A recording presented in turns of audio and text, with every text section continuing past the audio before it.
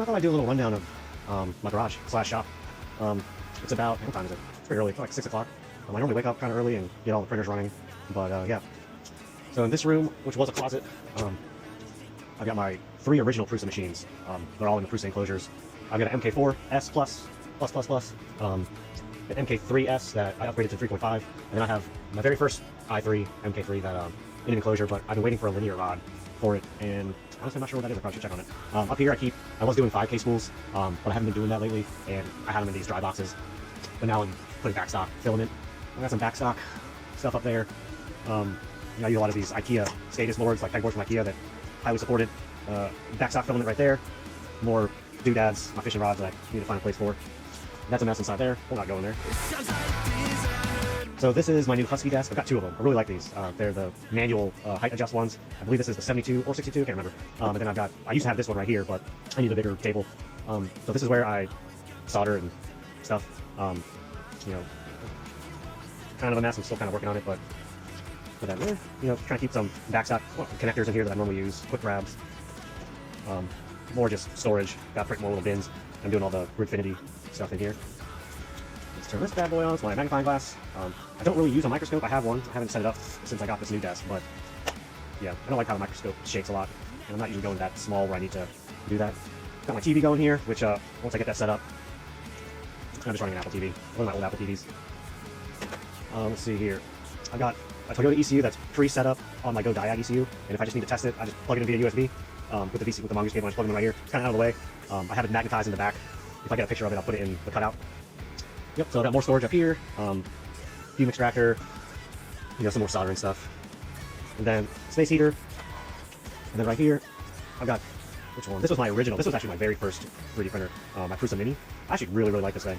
It's probably been my most maintenance-free / dependable printer. For some reason, a lot of people hate on this because the gantry can get skewed, but unless you're running into prints, I've never had that happen before or had issues with it. This one I'm waiting on a nozzle for.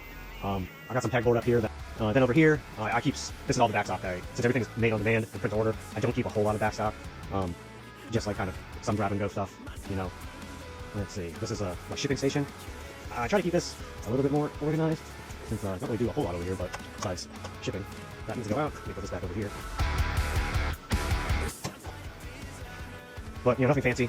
Shipping materials. If I need to charge stuff, I kind of charge everything over here. Nothing fancy.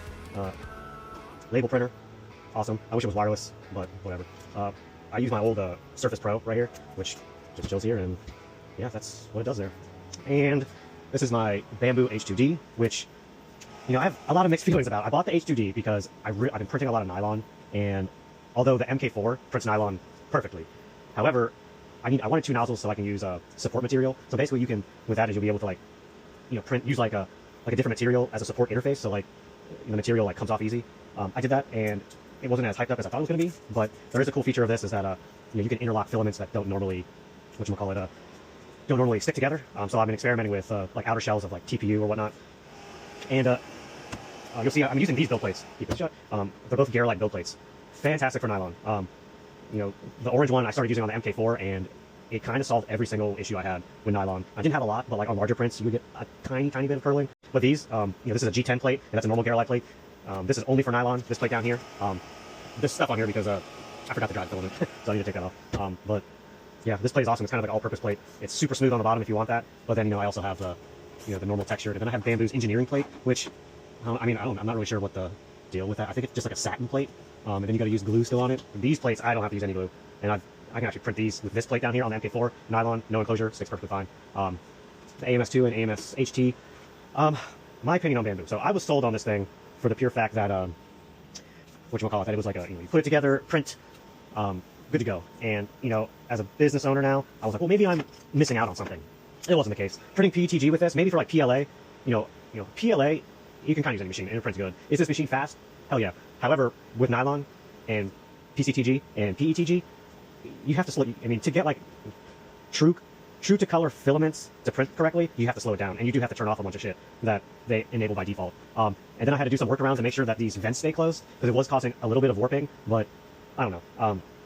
I bought it, I figured I'd buy the flagship model they have just to kind of see what is going on, and the dual nozzle thing is definitely cool, but now Prusa has their index system, so I'm not really sure if I'll continue using Bambu. I like that the Prusas are somewhat kind of being made here over at Printed Solid, which is cool. Obviously single color. Obviously the bamboo is way more compact with the AMS, which is kind of like the key feature, but this thing is so fucking big that, with the Prusa Index, you've got the spools on the side, but this thing's so big, this thing is so big anyways, even if I got the Core 1L, I'd probably be in the same boat. And, as far as height concerned, it's not a huge deal. So I repurposed this table, kind of like it's just like a, catch-all. I'll repair like my printers on here, it's a little easier, and I keep my light box here. Let me plug this in and show you. I've had this thing for a long time. I take all my pictures on here. It's by a company called Folio. It comes like with really shitty backgrounds, but this box is fucking awesome, except my LED is starting to flicker. For backgrounds, I just use a keyboard mat.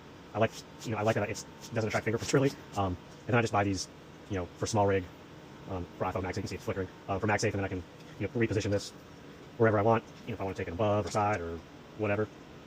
So yeah, and then I'll take that off if I need to use the table. Fishing stuff, audio stuff, I just keep there because if I have to practice every week. And this is my redone workbench. It's not that great. It's actually being held up right now with just these because I needed to raise it up a little bit for now, and I'll probably fix the legs later. Keep all my most of my spools of like not duct tape, heat shrink, wire sleeving from NDPCX. Just an air freshener, air purifier. It's a little bit of a mess here, but this is where I kind of do all my gluing, cutting, putting together 3D print stuff here. So it used to be I did everything on one desk and it was a nightmare. Yeah, that's kind of, nothing crazy, more pegboard that I, grab and go, a little bit easier. I did want to like get maybe a toolbox like that to put under here, but I've got a lot of awkward stuff in here that I need space to put like shit like that, which I might actually put that underneath there, who knows. So this is my new laser engraver. I don't know anything about laser engravers.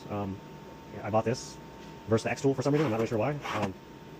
Let me show you. There we go. So I've been doing business cards for myself. I'm trying to get into some more laser engraving stuff, maybe laser engrave some 3D prints. So we'll see how that works out. More storage, chargers. That's charged up. Take that off. Let's see. TV used to be there. Now that's there. I might get another TV there just to have. When my son comes in here, I've got his 2 little Harbor Freight toolboxes that he likes to play with. They're empty because anytime I put something in there for him, he throws them away. But he's pretty good in here. I was concerned with like little things on the floor, but I keep the floor pretty clean. But if he sees something, he either hands it to me or throws it away. Super cool. This is just an IEM rig, in-ear monitor, if you don't know what that is. For a couple bands I've been playing with. I'm kind of building it for them. Let's see. That's kind of it, really. There we go. Oh shit, I'll fix that later. But yeah, that's kind of like the garage / derail diagnostics work area. See if I missed anything. Bubble wrap, conveniently up there, which is a lot nicer than how it used to be. Trash gotta go out. Let me show you all the snow we have, which is pretty crazy. And then, I guess while we're out here, I'll throw this shit away.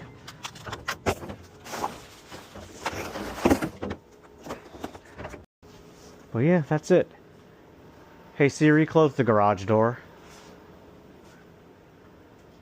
There we go. Yeah, see? I can tell my garage door to close and open. Cool. Well, that's it.